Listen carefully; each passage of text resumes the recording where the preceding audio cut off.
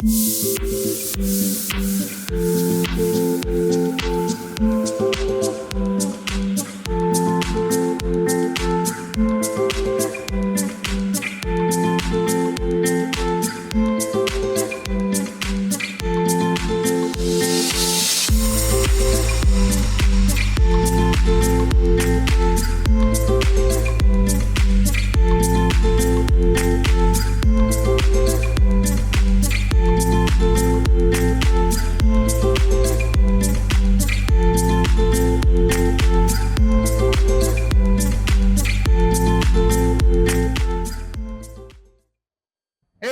how is everybody?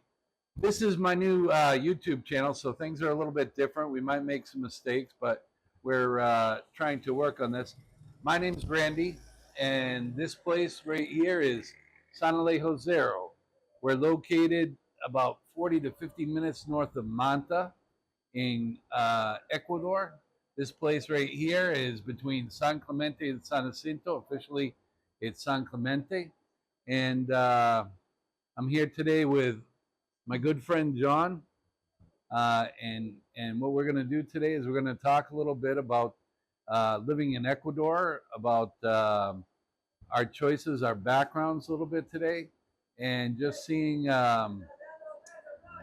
where everything goes from that. So for our first thing, I'd like to have John. I've invited John, and he's going to ask me a few questions about Ecuador.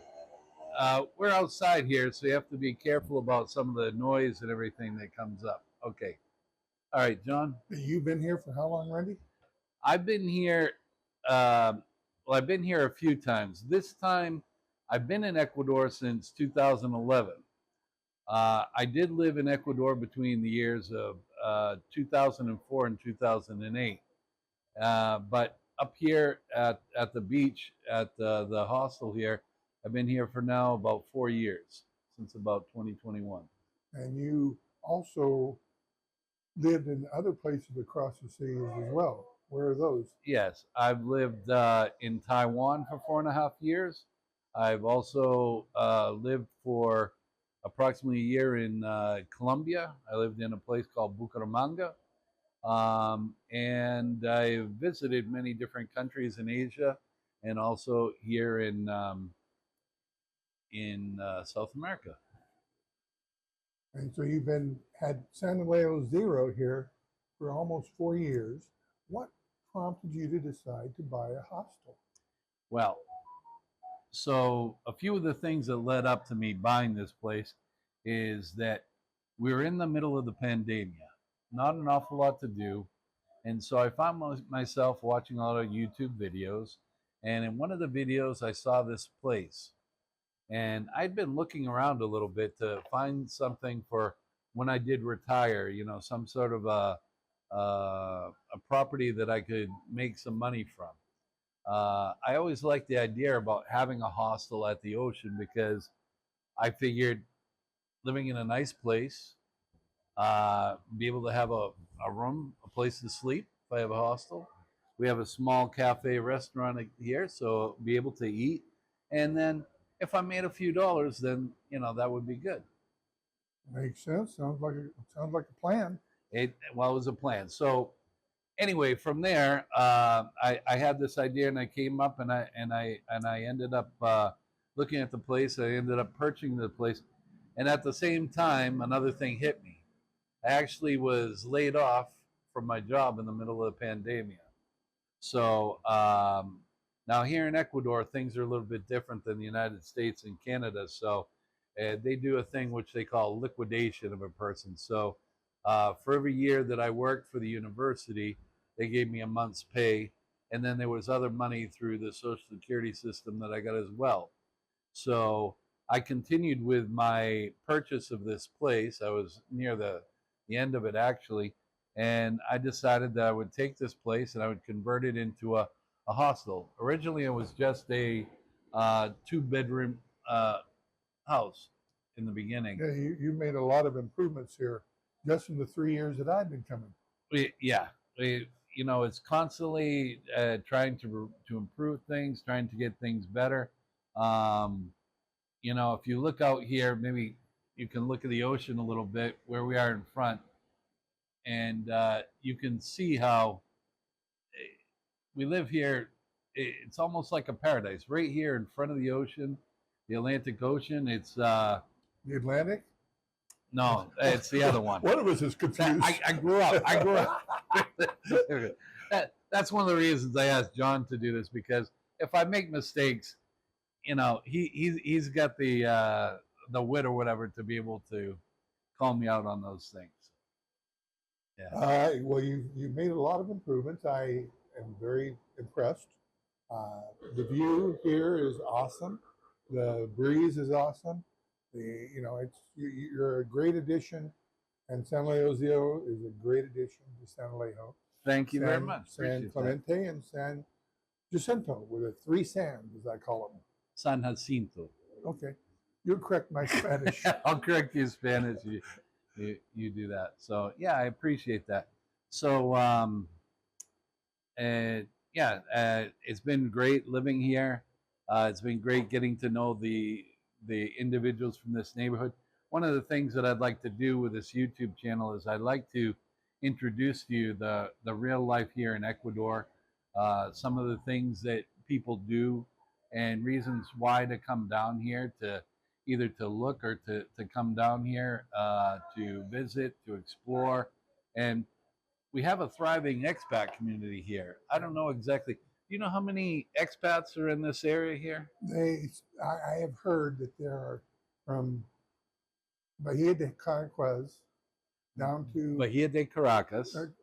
Down to Manta, that there is about 5,000. 5,000. Yeah. 5,000 people from Canada, the United States, Europe, yeah, and other places. But mostly Canada and the United States. Yes. There's a lot of those Canadians down here. Our lovely 51st state. Yep.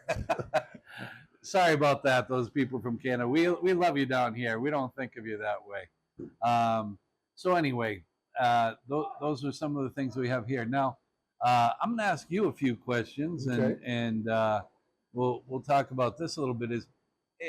Tell us a little bit about your history, like where you grew up and where you came from. Well, I was born in Texas. I lived in all 13 states west of the Rockies. Grew up really in Oregon, lived there from the time I was in the 5th grade. Married. We married my wife on February 29th, 2020. We just celebrated our 4th anniversary this year on February 29th. I told her, I said, well, the good news is I only have to buy an anniversary present once a year, once every 4 years. And she said, yeah, but I'm on my honeymoon for 4 years. And that's been a little bit of a fun. Okay, that's good. That's great. Okay, John, so I have a question for you. What brought you down here to Ecuador? Wrong turn on the LA freeway. Actually, no. Thinks he has a sense of humor. I asked my ex-wife, said I was a joke, so I think you're probably right. That's why she's an ex. Now, no, we got tired of the political acrimony in the United States, the problems. We saw the issues, and they weren't getting any better. And always wanted to live at the ocean. So we live about 10 miles south of you here, and Los Hilches, right on the water. You're a long ways away compared to me. I can throw a rock into it from my backyard. But my wife and I came down 3 separate times on a tour to look to see the area. We decided we wanted to go someplace where it was warm.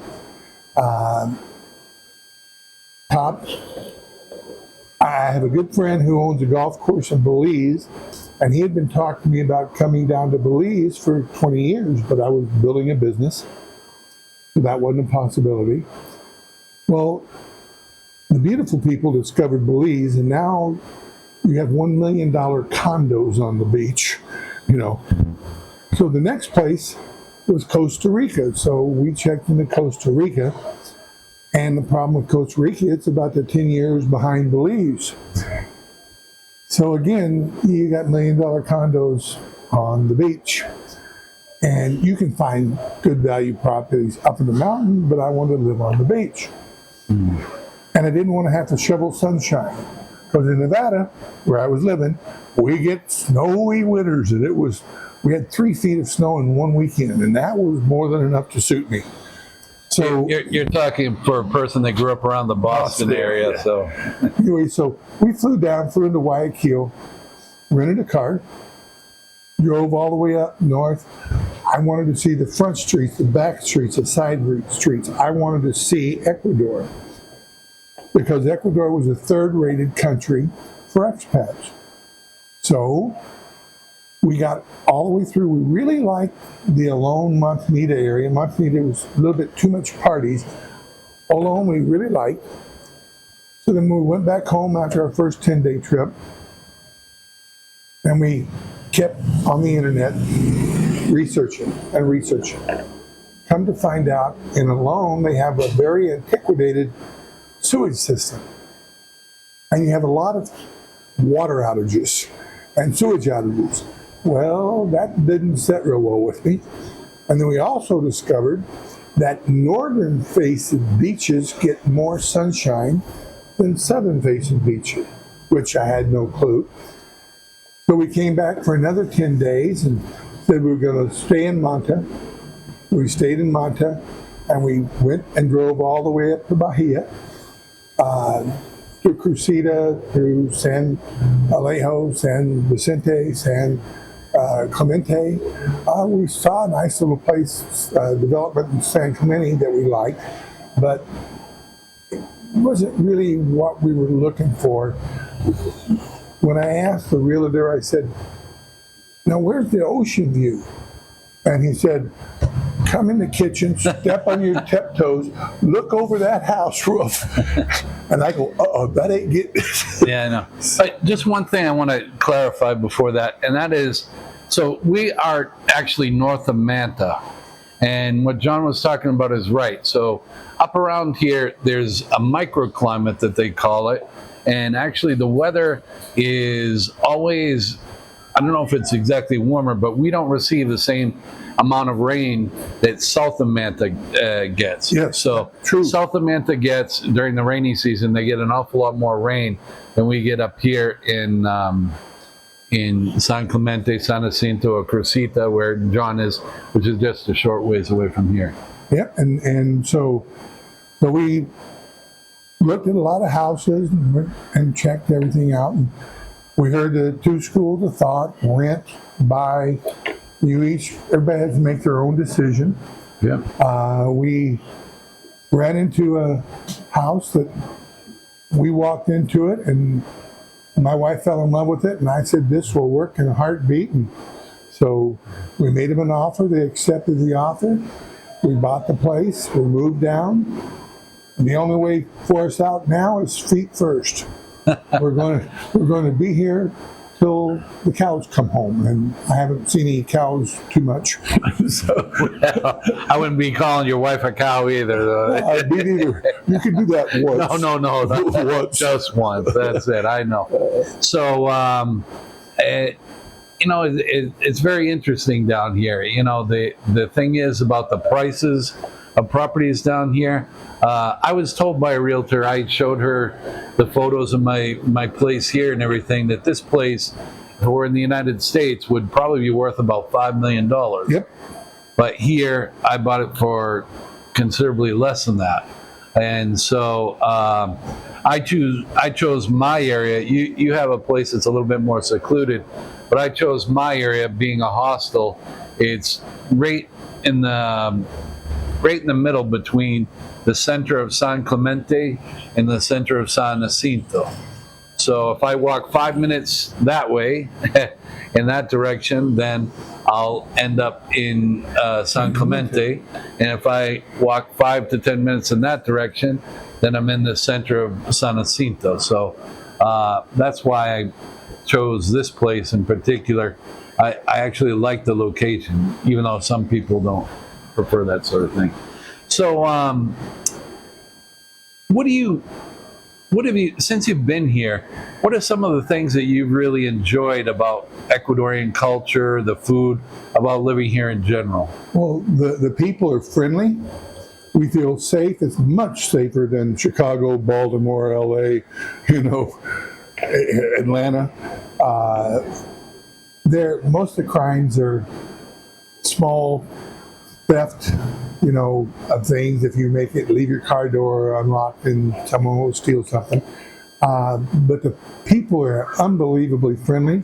The food is unbelievably good.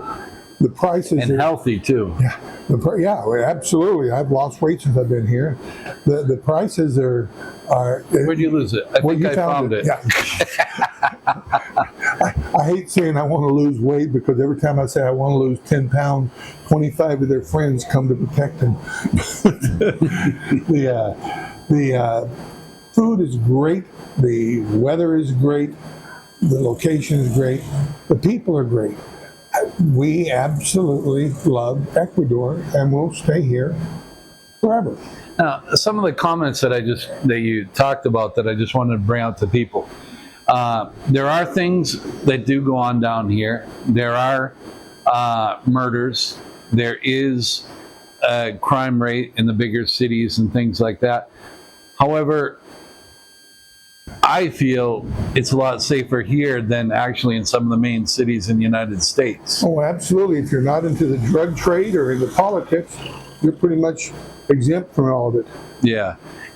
Sometimes the news, I think you do this, they only report the bad things. They don't report the good things. It's just like... If it bleeds, it leads. There you go. If it bleeds, it leads.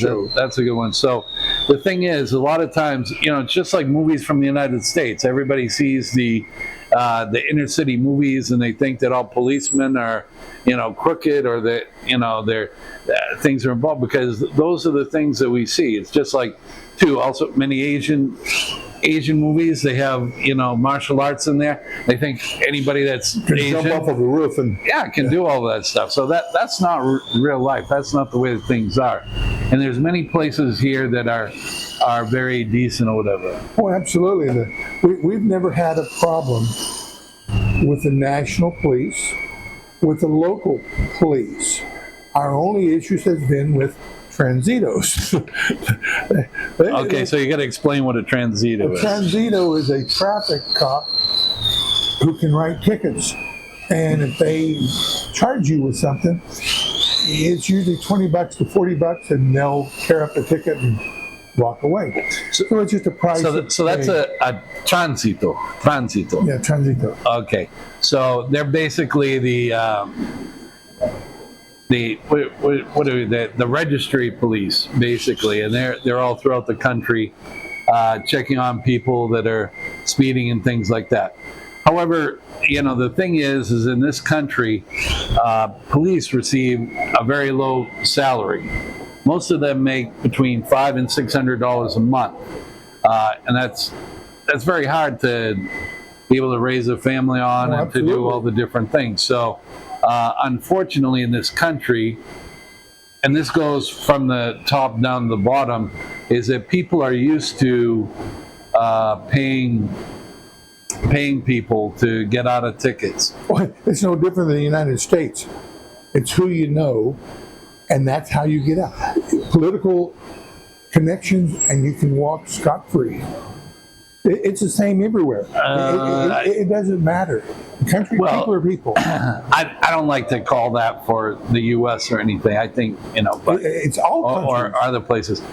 There is corruption in all places or whatever. It's just a little bit different or whatever. So I remember one of the first times I was with somebody, and I knew I had done wrong. I bought a new car, and I was driving a car, and I didn't have it fully registered yet. And I was so nervous, and the police pulled us over, and I was sweating, and the other person that was with me, he was going through, and first of all, the guy came and talked to me, and I was, no hablo inglés. I don't speak any, no hablo Spanish. I don't speak Spanish. Espanol, right? So he went over and talked to my friend, and my friend talked to him and said, look, he doesn't have any money on him. He doesn't have any money and stuff. And he reached into my coin thing, took like $2.50, gave it to the cop, and that was it. And I was like, oh my God, because in the United States, that's a thing they could take away your license for, or something like that. So I was very nervous, but they say when in Rome, do like the Romans do. So the lifestyle and things down here are quite different in a lot of ways. Another thing that you brought up was about the food. Food down here, it's just incredible. Especially, it teaches you to eat healthily. You know, the things like the vegetables and fruits and things. For example, a thing of 30 eggs is $4 basically. Yep. Sometimes a little bit less, sometimes a little bit more, but you get 30 eggs for that. And you can actually get some of the, they call them huevos criollos, which are basically like a free range type of an egg. And those eggs you get, and the inside of the yolks, they're not yellow. They're orange. They're a deep orange color, and they taste so rich and great, or whatever. You know, the food that's done down here without any additives and preservatives and things are incredible. I love the juices. The other day, I bought 53 oranges for $3. Wow. And so I had my my people that are here, my assistants, help me. We made a bunch of orange juice and everything, and you know, for $3, think about it, fresh squeezed orange juice. It was just incredible. That was one of the things. So, you know, it's good. But yeah, you know, you learn an awful lot of things about here. You see a lot of things. Now, what about price-wise? What's the difference in prices in the United States versus prices here in Ecuador? We have found here that the cost of living in Ecuador is 15 to 20% of what it costs to live in the United States. A huge difference. Now, Yes, there it are is. certain things It costs that money. are more expensive, but the food, the electricity, the water, everything is so much. We run our entire 2,500 square foot house on $200 a month. I couldn't do that for an electric bill. You know, cable bill was in the States was cost me $150 a month. Down here, I pay $60 a year. There you go. Huge difference. You know, there's a lot of things down here. I've grown to get an appreciation, especially I've had a lot of the local people that have lived with me and that have worked with me here at the hostel.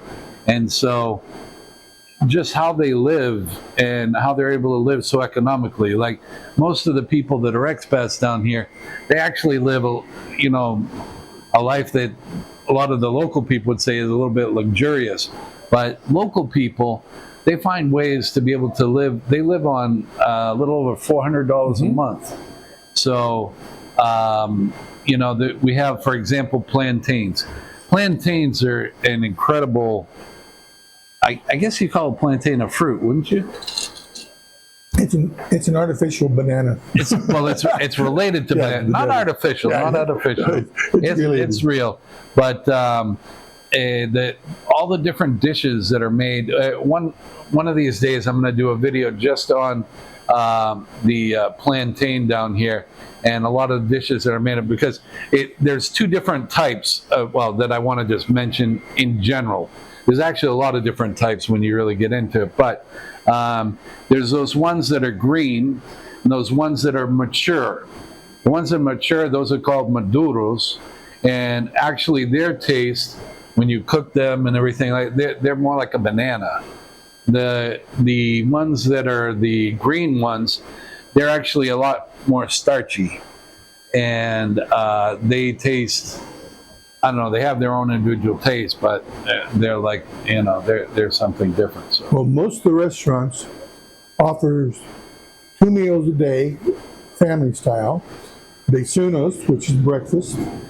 Almuerzo, which is lunch. You can get a 4 and 5 course meal in both menus. for $2.50 to $3.50 total. It's amazing. And the food is just unbelievably good. Service is wonderful. You know, propina, that's the tip. I always leave there, if I leave 50 cents, they're pleased as punch because they're getting paid for something that they don't normally see. In most cases here in Ecuador, a propina or a tip is something that a lot of Ecuadorians just don't really do. Right. Well, they don't do. They don't do those. So, you know, that's something a little bit more. Hey, for anybody watching this video, if it hasn't come across that my wife Sandy and I love Ecuador, we do. This is our home. The world is a very small place. I have full internet service. I get all the United States channels. I get news channels. I stay on top of everything. I see the problems, but it's kind of like we're able to just divorce ourselves from the pressures of the world. We wake up in the morning, what's our big decision? What do we want to have for dinner? That's it. Other than that, life is good. Maybe yours is, not exactly mine, but yeah, that's one thing. Yeah, one of the things that I think I can bring out or whatever is that both of us are very proud of being American. Yes. Just because we live down here doesn't mean that we've given that up. And in fact, John, you served in the military in the past. Yes. And you know, I shout out to you. You know, served in the Vietnam War, and that was a very difficult time period or whatever for the United States. But both of us, that isn't the reason that we're down here. We might have a little bit different reasons of being down here, but one of the things is that it's very economical to live down here. In the United States now, how much does it cost you for an apartment? Maybe in the comments below you can take and you can tell us, how much are you paying for rent right now? In Carson City, a 2-bedroom, 2-bath apartment is $1,250 a month.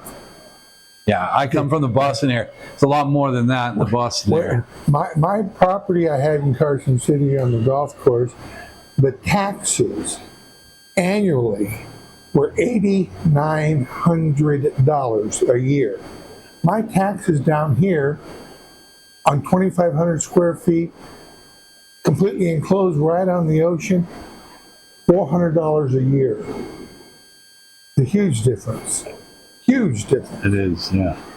So, anyhow, these videos that we're doing, I'd like for you, if you can, to comment below and tell us what are some of the questions that you have about Ecuador.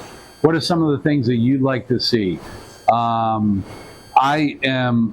I consider myself fairly bilingual at this point in time, so we're going to be doing a lot of videos that are actually with people that are from the area as well, and also we're going to be talking more about lifestyle and living here in Ecuador.